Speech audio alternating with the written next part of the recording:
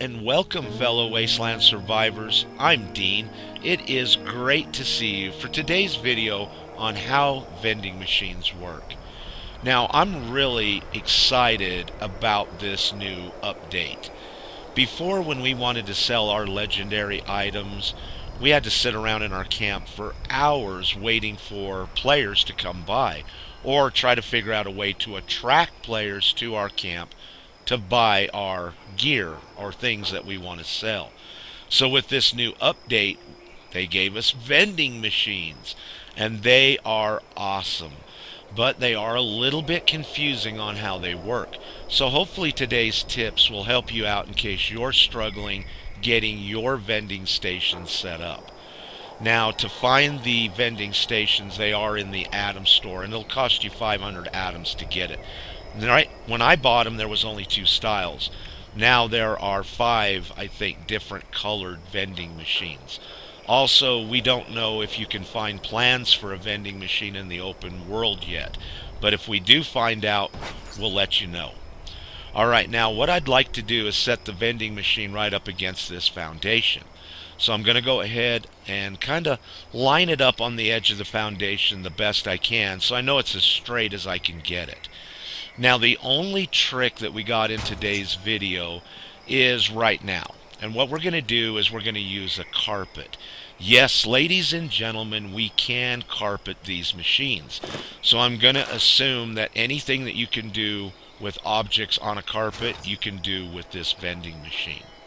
Now, there's 2 reasons why I'm using the carpet. The first reason is we need to connect it to power. And the power is going to run through a wall. So by placing it on a carpet, I can actually move it one time and set it down. Now the wire is glitched, I guess, if you want to say that, and when I move it to any other location that the carpet will turn green, the wire will go through the wall. The second reason I'm using a carpet is because I couldn't get the machine to set on the ground right here. It's uneven, as you can see.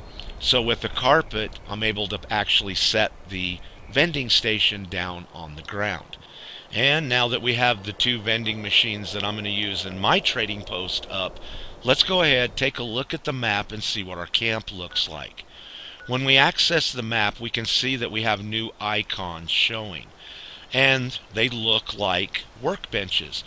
What these icons do is show everything that we have in our vending machines available for sale.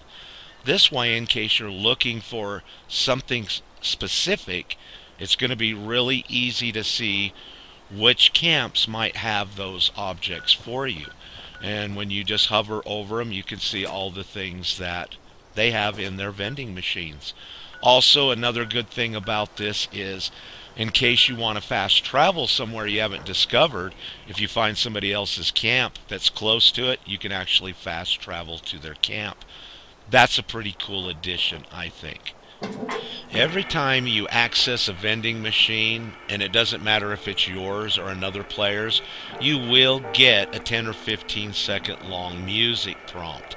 Now, I don't really know if I like that or not. It is kind of annoying. But anyways, from here we can see our menu.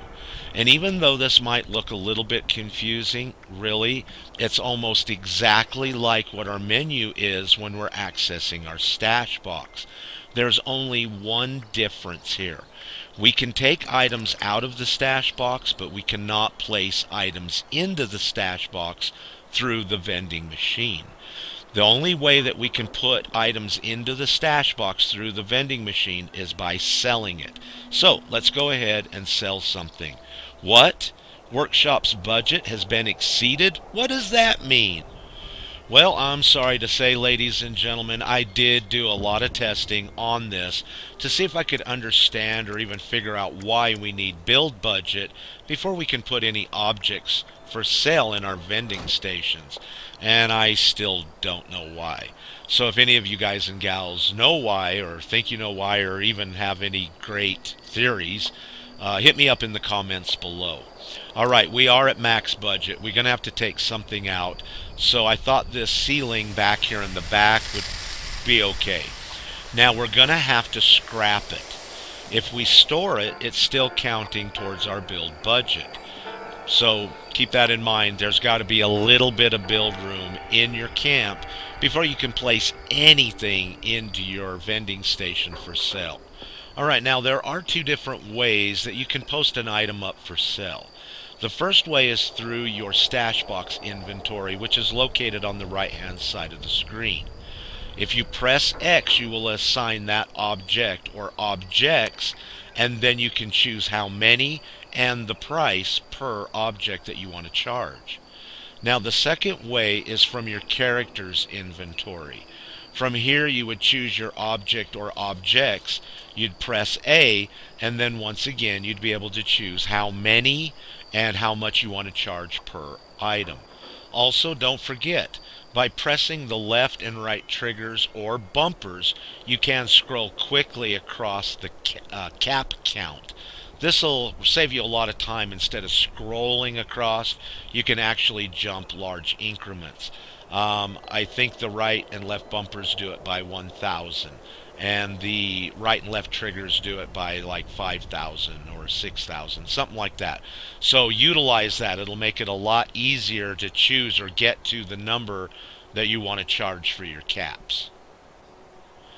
Now, as far as I know, at this point in time, there is no limit to how many vending stations you can build in your camp, but the more you get and the more items that you put in, it might start looking a little confusing in your menu on the right hand side.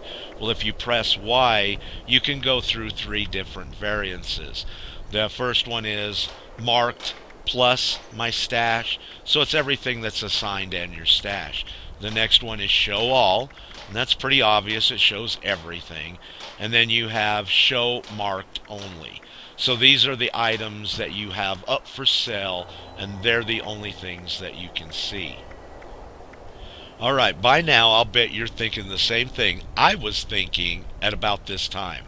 This is a great way to put unlimited amounts of objects into your camp because you could put them up for sale in the vending stations. Well, I'm sorry, ladies and gentlemen, you can't.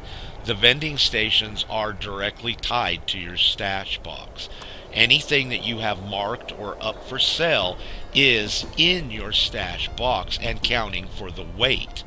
So even though you can put as many vending stations up as you would like, you're only going to be able to actually place as many objects out as that you can fit into your stash box. In other words, 800 pounds. So you're not going to be able to do extra collecting and things like that. But you can see from that cell right there, my stash box went down 20 pounds. It was a super sledge, and I got 1,800 caps for it. So keep that in mind. Everything that's for sale is in your stash box and counting for weight. Alright, one final thing before we end today's video, and that is I've discovered a problem or a bug, an issue with the game since we've gotten the update.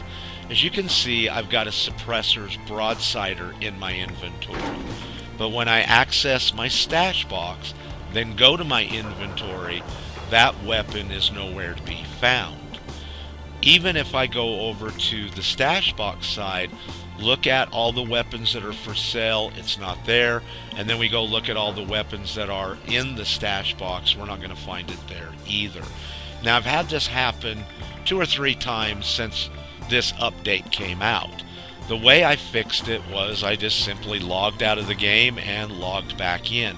Once I did, those objects were visual or able to be seen from the stash box and the vending stations. Alright everybody, thank you all very much for hanging out with me today. I really do appreciate it. And just like always, until next time, please stay safe and peace.